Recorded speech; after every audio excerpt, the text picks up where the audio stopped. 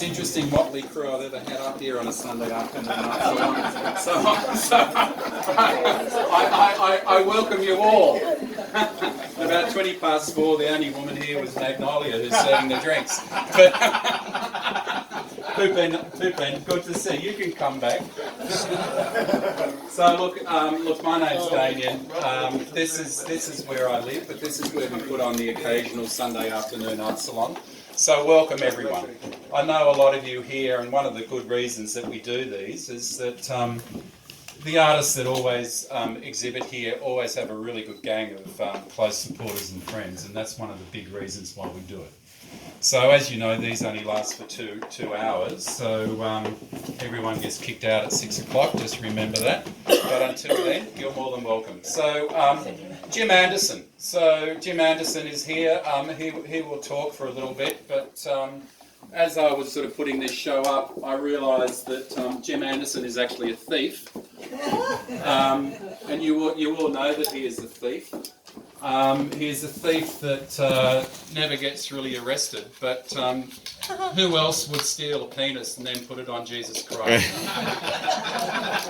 The Leonardo da Vinci Christ. It's the Leonardo da Vinci's penis. It's an erection. From the Vatican. So it's a nice little segue to say all of those from the Southern Cross and the nude bushwalking group who are here and have been going for how many years? Many years. 25? Long before me. So put your hand up if you belong to one of those. Yeah, look, they're all here. Thankfully, there's no. Thankfully, there's no bush here today.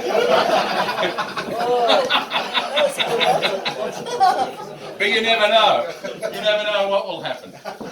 So Jim, look. In all seriousness, it's a great honour to have your artwork here.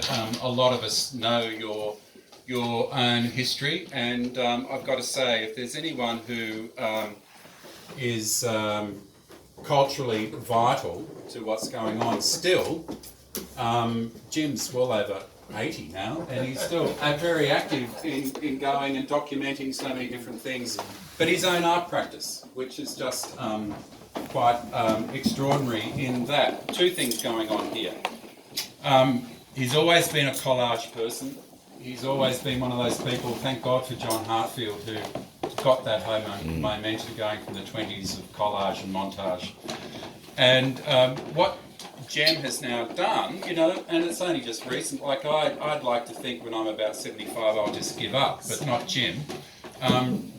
So he's moved it into Photoshop, and he's doing his montage collage, and he's doing all of that. He's actually, if you really look at them, there's a beautiful painterly, Tony Warburton's a really painterly sort of quality to all of this work.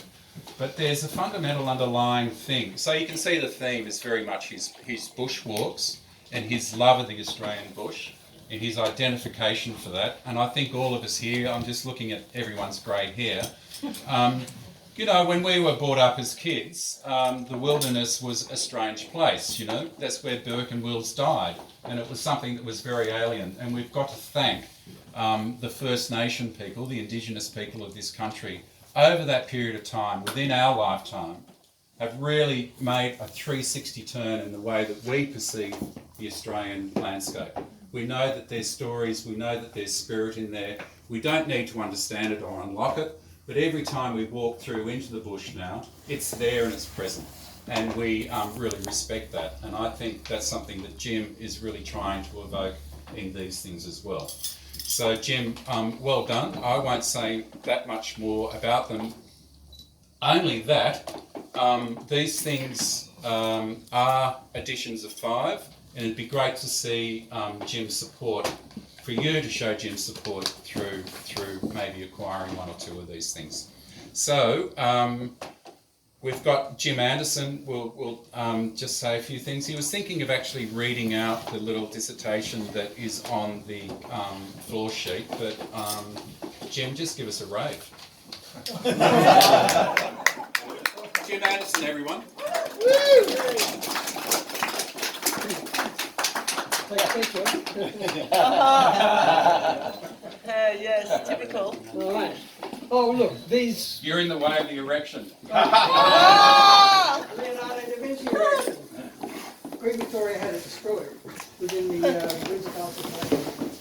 We did a lot of photography. This, I didn't really do this funeral here was taken in Bali. This is the man called Napier Waller, Art Deco Australian artist. That's where I got the figure from. This is the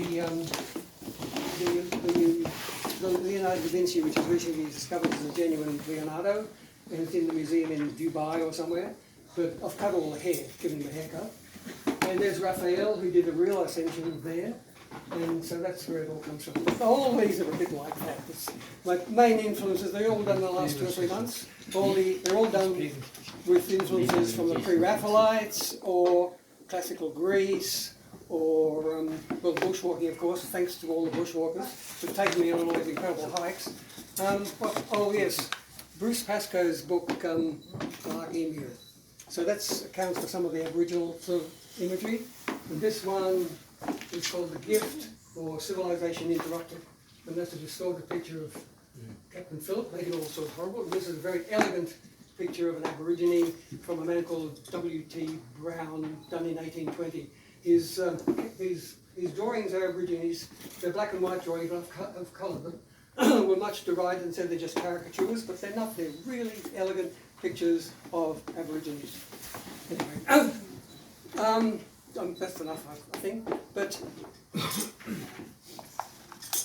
I was starting my life as a lawyer, but my 3 creative sort of processes of writing. I've had a couple of novels published. The pictures, but also I've always said my deepest form of expression, which is dancing. So I used to dance. I've done a few Come on, then. I've done a few professional dances with masks. I was so frightened of myself, masks, got over that. But as a young man, you can dance forever, and I did. Maybe with the help of mushrooms and things like that. As you get older, the dances don't go on forever, they get much shorter. And so now in my 80s, they're down to about 5 seconds. So what you're going to get is a 5-second dance.